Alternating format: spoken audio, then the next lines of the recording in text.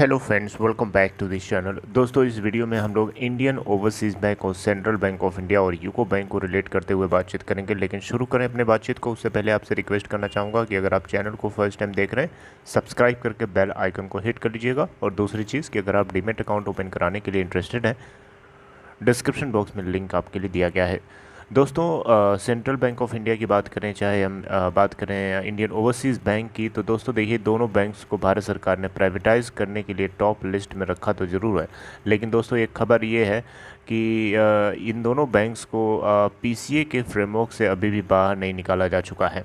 ये अपने आप में बहुत ही बड़ा कंसर्निंग पॉइंट है और इसी के ऊपर हम लोग बातचीत कहीं ना कहीं करते नजर आएंगे। दोस्तों, इस वीडियो के अंदर और भी चीज़ें हैं, जैसे कि यूको बैंक को क्यों निकाला गया, ये सारी बातें हम रिलेट करेंगे।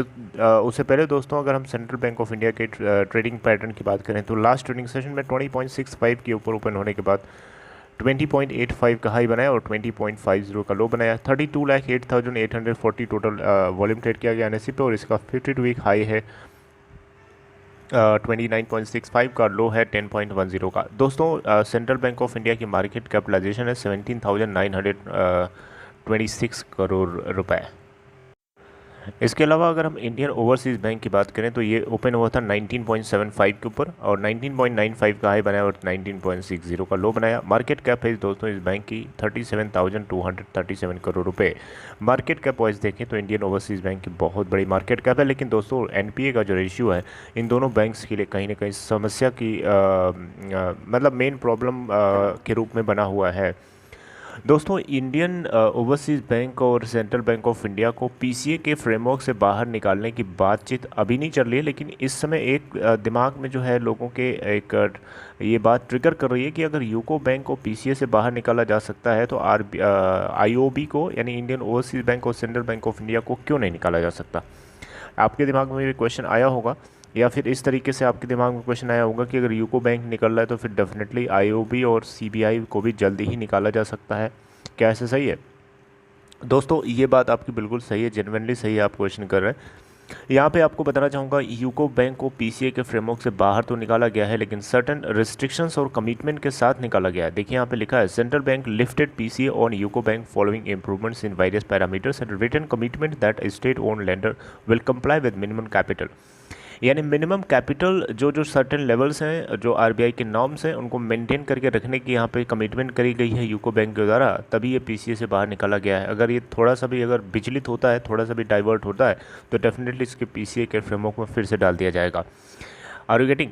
तो दोस्तों, यहाँ पे जो है सेंट्रल बैंक ऑफ इंडिया और इंडियन ओवरसीज़ बैंक के रही बात इनकी की, तो दोस्तों इन बैंक्स को प्राइवेटाइज करने के लिए टॉप लिस्ट पे जो है DIPAM ने रखा तो था, लेकिन पीसीए के फ्रेमवर्क से बाहर इनको भी सरकार निकालने की कोशिश करेगी। अब ऐसा इसका बिल्कुल नहीं मतलब है कि इनको प्राइवेटाइज करना है तो जानबूझ के इनको पीसीए से बाहर निकाल दिया जाए ताकि मार्केट में इसकी वैल्यूएशन बढ़ जाए, लोग ज़्यादा से ज़्यादा इसको बिड करें ताकि सरकार को प्रॉफिट हो। ऐसा नहीं है दोस्तों। जो पार्टी खरीदने वाली होती है वो बेवकूफ़ नहीं होती है, उसके पास बहुत सारी चीज़ों की अकल होती है, और नहीं भी होती है तो वो लोगों को हायर करती है ताकि इस तरीके के पॉइंट्स को वो एनालाइज कर सके।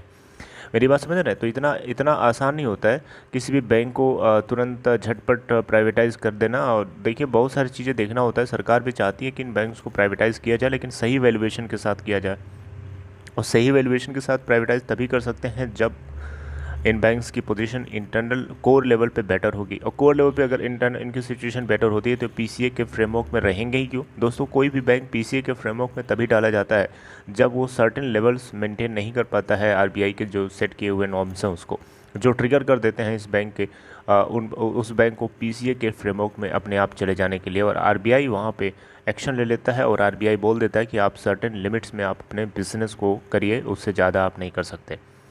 राइट। तो दोस्तों, यहाँ पे सरकार ने आपको पता होगा 20,000 करोड़ रुपए जीरो कूपन बॉन्ड्स के रास्ते से तीनों बैंक्स में इन्फ्यूज़ किया था। चारों बैंक्स में यूको बैंक था, उसमें इंडियन ओवरसीज़ बैंक था, सेंट्रल बैंक ऑफ इंडिया था, है ना। इन तीनों बैंक्स में इन्फ्यूज़ किया था। इसके अलावा एक और बैंक था, पंजाब एंड सिंध बैंक, उसकी हम बात नहीं कर रहे हैं यहाँ पे।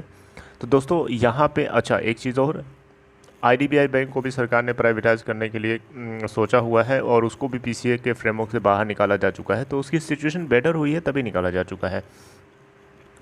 तो इंडियन ओवरसीज़ बैंक और सेंट्रल बैंक ऑफ इंडिया, इन दोनों को भी प्राइवेटाइज जल्दी ही सरकार कर सकती है। और इसके लिए इनको पीसीए सेफ बाहर निकाल के ही प्राइवेटाइज़ किया जा सकता है। अंदर ही अंदर अगर प्राइवेटाइज़ करने की बात भी करेगा तो कोई खरीदेगा तो कूड़े के भाव में खरीदेगा। मेरी बात समझ रहे हैं? तो इसीलिए अगर आप उन ऊपर के लेवल्स पे फंसे हुए हैं तो आप वेट करिए और पैनिक ना करिए। आप ये सोच के आप बोल जाइए कि आपने एफडी करा दिया उसकी, ठीक है।